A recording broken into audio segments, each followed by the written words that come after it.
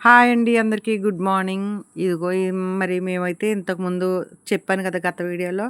మేము విజయవాడ టూర్‌కెళ్ళినప్పుడు మేము అంబేద్కర్ స్టేడియం దగ్గరికి కూడా వెళ్ళామండి. అక్కడ చూస్తే చాలా బాగుందండి. అక్కడ వాతావరణం అంతా చాలా బాగుంది. చాలా ఉన్నతమైన స్థితిలో చాలా ఎత్తైన విగ్రహం అండి అది.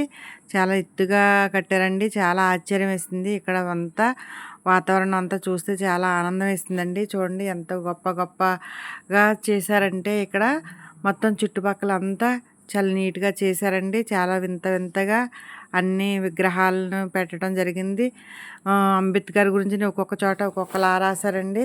అంతేకాకుండా సామాజిక న్యాయ మహాశిల్పం అండి ఈ విగ్రహం. దీనికి ఒక గుర్తింపు పెట్టారండి. అది నిజంగా మహాశిల్పమేనండి. అసలు చూస్తే 2 కళ్ళు సరిపోలేదు. అక్కడంతా అరేంజ్‌మెంట్ అంతా చాలా చేశారండి. అలాగా అంబేద్కర్ విగ్రహాలు చూడండి మనుషులున్నట్టే ఉన్నారండి.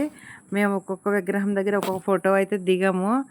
ఎందుకంటే చూడటానికే అసలు చాలా ఆశ్చర్యం వేసింది. అసలు ఫస్ట్ మనిషి అనుకున్నామండి మేము.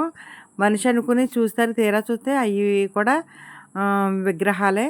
ఈ చెట్టు కింద చూసారా ఈయన ఎలా ఉన్నారు అంబేద్కర్ చెట్టు కింద కూర్చొని చదువుకునేవారు కూడా అనేవారు.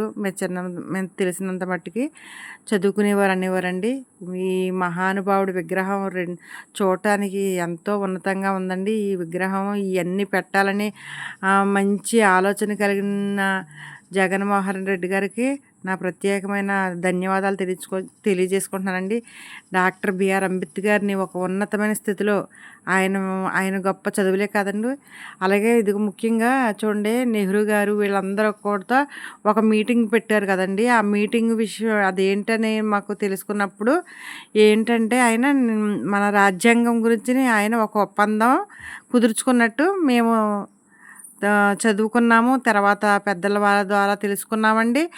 అలాగే ఆయన ఒక కులానికి మతానికి మాదిగలకే మాత్రమే ఆయన నాయకుడు కాదండి, అన్ని వర్గాల వారికి కూడా ఆయన నాయకుడు అండి.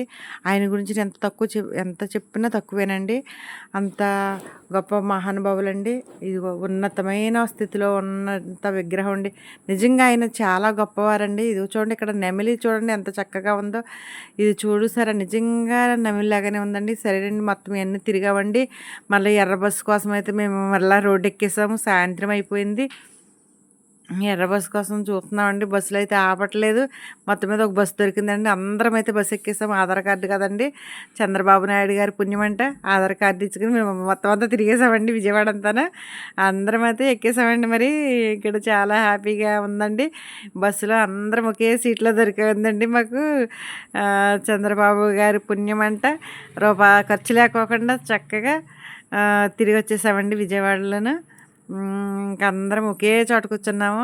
మేమైతే చాలా హ్యాపీగా ఫీల్ అయ్యామండి. అంబేద్కర్ విగ్రహం అవన్నీ చూసి చక్కగా అవన్నీ తిరిగి వచ్చామండి. ఆయన ఎంత చెప్పినా అంబేద్కర్ గురించి తక్కువేనండి. ఆయన అంత గొప్ప మహానుభావుడు.